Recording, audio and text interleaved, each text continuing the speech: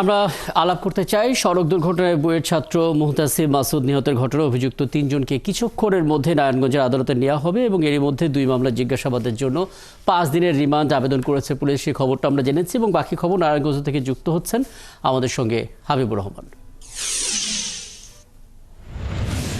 হাবিব, যদি সময়টা আমাদেরকে জানাতে পারেন কোনোভাবে যে কয়টা নাগাদ আসলে তাদেরকে আদালতে আনা হতে পারে কিংবা আনা হয়ে গেছে কিনা এবং পুরো বিষয়টা আসলে নিষ্পত্তি হতে কেমন সময় লাগতে পারে, অর্থাৎ রিমান্ডের যে আবেদন পুলিশ করেছে কত দিনের রিমান্ড মঞ্জুর হওয়ার সম্ভাবনা রয়েছে এবং আইনজীবীরা আসতে শুরু করেছেন কিনা আদালতের পরিস্থিতি একটু জানাবেন হাবিব। কিছুক্ষণ আগেই শুনানি শেষ হয়েছে। শুনানি খুব অল্প সময়ের মধ্যে শুনানি শেষ হয়েছে আসামিদেরকে।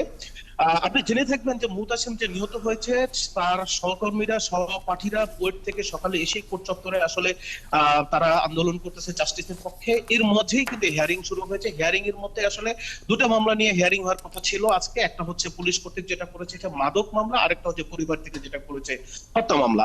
আমরা শেষ পর্যন্ত হত্যা মামলার হিয়ারিংটাই সম্পূর্ণ হতে শুনেছি এবং সেখানে 5 দিন রিমান্ড আবেদন করার পরিপ্রেক্ষিতে আসলে 2 দিন কোর্ট মঞ্জুর করেছে এবং আগামীকাল যে বাকি যে মাদক মামলা আছে তার হিয়ারিং হবে বলে আমরা জানতে পেরেছি।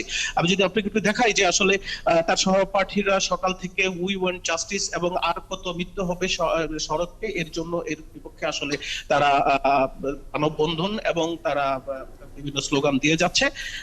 এর বাইরে যে কথাটা বলতে হয় যে আসলে এই মামলার মধ্যে যাদেরকে অভিযুক্ত করা হয়েছে যে 3 জন আসামিকে, তারা আসলে জেলা সিভিল সার্জন আমাদেরকে জানিয়েছেন যে তাদের শরীরে ডোপ টেস্ট করে আসলে মাদকের উপস্থিতি পাওয়া গেছে এবং মাদকের উপস্থিতির কারণেই আসলে তারা গাড়িটি আসলে পুলিশ চেকপোস্টে, পূর্বাচল যে পুলিশ চেকপোস্ট আছে সেখানে তাদেরকে দুর্ঘটনায় পতিত হয়। যে মুহতাসিম সে আসলে স্পটে মারা যায় এবং তার অন্যান্য যে বাহক ছিল গাড়ি মোটরসাইকেলে তারা হসপিটালে এখনো চিকিৎসাধীন অবস্থা আছে, আমরা এমনটাই জানতে পেরেছি।